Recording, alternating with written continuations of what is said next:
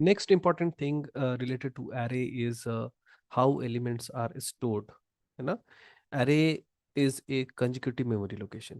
तो जो भी array के values होते हैं, suppose A is an array and it has 5 element, it contains 5 element, it represents 5 element. Meaning by the name of A, you can access next 5 element from A, wherever A is.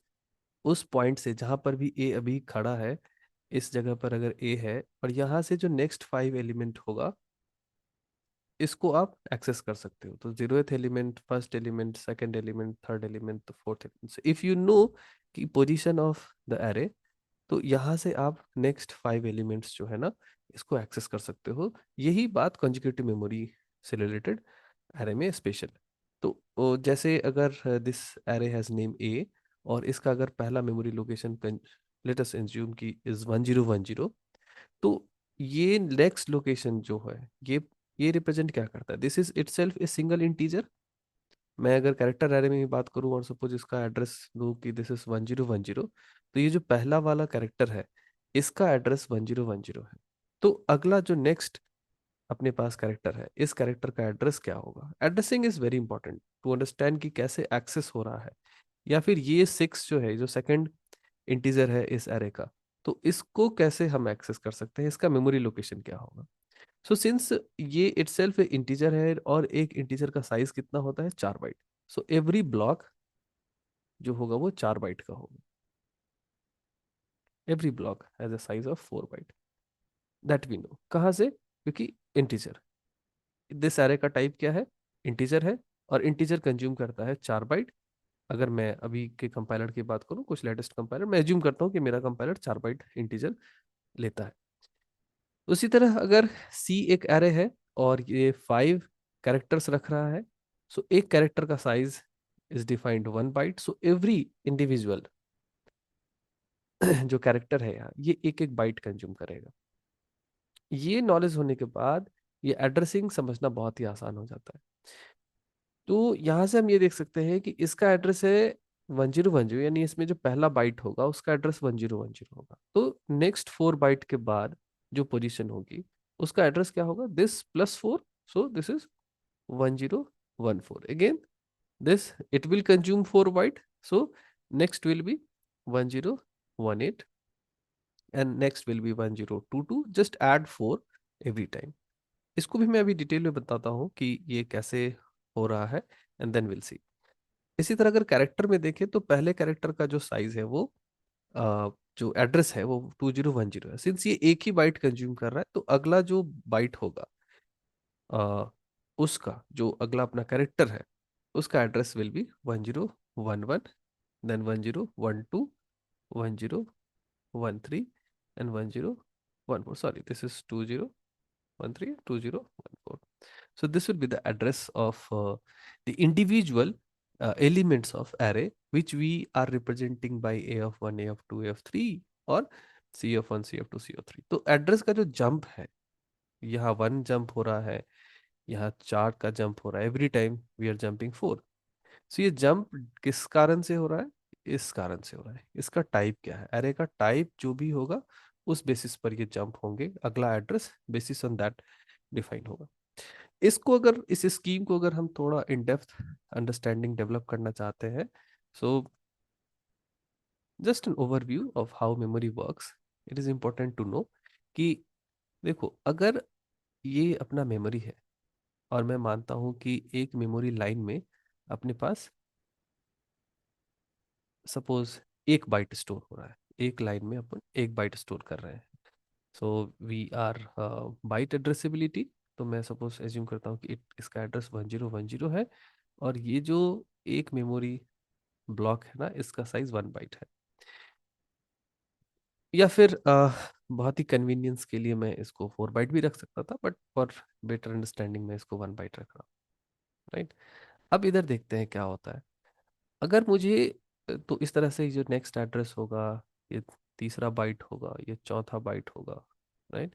So every byte will have its own address. 11, 1012, it's a counting. 1014, sorry 13, और फिर this, there could be many bytes. we can see this as 1014, 1015, 1016, 1017, 1018, right.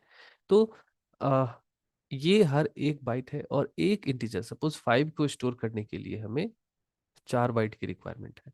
So 4 bite हमें कहाँ से मिलेगा? So first 4 byte, first second third and fourth, ये पूरा का पूरा जो ब्लॉक है ना, इसका यूज होगा बस 5 को स्टोर करने के लिए। अब ये क्वेश्चन अलग है कि कैसे स्टोर होगा, दैट्स अ डिफरेंट केस, वो भी हम लोग एक मेमोरी मैनेजमेंट स्कीम में समझेंगे। लेकिन ये अभी मान के चलते हैं कि ऐसा बताया जा रहा है कि एक इंटीजर को स्टोर करने में हमें 4 बाइट लगेंगे, तो 5 अगर हमें स्टोर करना है तो हमने 4 बाइट को ब्लॉक कर दिया। अब ये 4 बाइट को ब्लॉक करने के बाद जो पहला एड्रेस है, कि 4 बाइट से first byte, second byte, third byte and fourth byte, तो इसको हम लोग रिप्रेजेंटेटिव एड्रेस बोलते हैं, क्योंकि हमें अगर ये एड्रेस पता चल गया पहले बाइट का, तो अगले बाइट जो 4 बाइट्स है, जो अगले बाइट्स होंगे, उनका भी हमें एड्रेस पता रहेगा। तो अगर पहला जो डेटा अपना है, पहला एलिमेंट जो है अरे का, अगर वो पहला बाइट कंज्यूम 4 बाइट कंज्यूम कर ले रहा है, तो नेक्स्ट को स्टोर करने के लिए क्या इसके बाद का एड्रेस मिलेगा, since array is a consecutive memory, लगातार मेमोरी को यूज करता है। तो इस पॉइंट से जो अपना अगला 1, 2, 3 और 4 ये बाइट्स होंगे ना, this will be for, these 4 bytes will be for 6, this will be for 5, right. तो इसका रिप्रेजेंटेटिव जो पहला बाइट है उसका एड्रेस क्या है? 1014।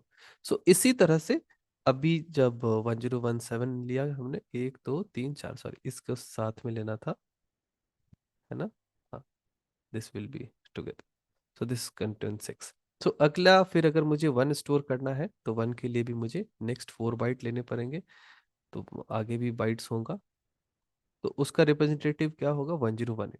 So that is why it is consuming this way. अगर इसी स्कीम को हम किसी कैरेक्टर के लिए चेक करते हैं, so it will be like, suppose this is 1 byte, every block can store 1 byte of data. So this is 2010, 2011, 2012, 2013। इस केस में क्या है कि हमें एक कैरेक्टर ए को स्टोर करने के लिए 1 बाइट ही चाहिए। सो ये साइज कितना है एक बॉक्स का? 1 बाइट। तो ये इंडिविजुअल बॉक्स जो है वो सफिशियंट है किसी एक कैरेक्टर को स्टोर करने के लिए, और इसका एड्रेस क्या है? 2010, that is why we have given 2010। और नेक्स्ट सी को स्टोर करने के लिए जो नेक्स्ट बाइट है या नेक्स्ट जो कैरेक्टर है अपने पास, उसको हम नेक्स्ट बाइट में स्टोर कर सकते हैं। सो एवरी टाइम हम काम एक ही कर रहे हैं, बट डिपेंड कर रहा है कि जिस टाइप का डेटा है वो जितना भी स्पेस कंज्यूम कर रहा है, बेसिस ऑन दैट हम एड्रेसिंग जो एरे का है उसको फिक्स कर रहे हैं। तो यहाँ जो इंटीजर है वो 4 बाइट कंज्यूम कर रहा था, इसीलिए नेक्स्ट बाइट जो है, या सॉरी जो नेक्स्ट इंटीजर है उसके लिए हमें 4 का जंप करना पड़ता है। लेकिन कैरेक्टर के केस में जो नेक्स्ट बाइट है वही हमारे लिए सफिशियंट होता है। सो ये बेसिक अंडरस्टैंडिंग है किस तरह से हमारा एरे के इंडिविजुअल एलिमेंट्स की एड्रेसिंग हम यूज करते हैं। आप जब कभी भी ये एड्रेस, कोई भी रैंडम एड्रेस हो सकता है, आप जब कभी भी अपने कोडिंग प्लेटफॉर्म पे इसको प्रिंट करने की कोशिश करोगे, A of 0 का address consecutive, A of 0, A of 1, A of 2, A of 3, A of 4, तो आप देखना कि अगर आपका कंपाइलर 4 बाइट इंटीजर ऑफर करता है, तो वो जो भी स्टार्टिंग एड्रेस होगा, ये एड्रेस जरूरी नहीं कि ऐसा प्रिंट करे, सपोज दिस इज 6453292। सो अगर पहला बाइट का एड्रेस ये है तो अगले बाइट का एड्रेस 96 होगा। So this will be that. तो इसके बीच में ना 4 का आप जंप ऑब्जर्व करोगे। यही अगर आप कैरेक्टर के साथ देखोगे, तो अगर पहले बाइट का एड्रेस अगर आप C of 0 का एड्रेस प्रिंट करते हो, तो आपको जो भी एड्रेस देगा, अगर आप C of 1 का एड्रेस प्रिंट करोगे तो वो एड्रेस आपका एक ही बाइट का डिफरेंस नजर आएगा। So this is the basic difference between how addressing works in array.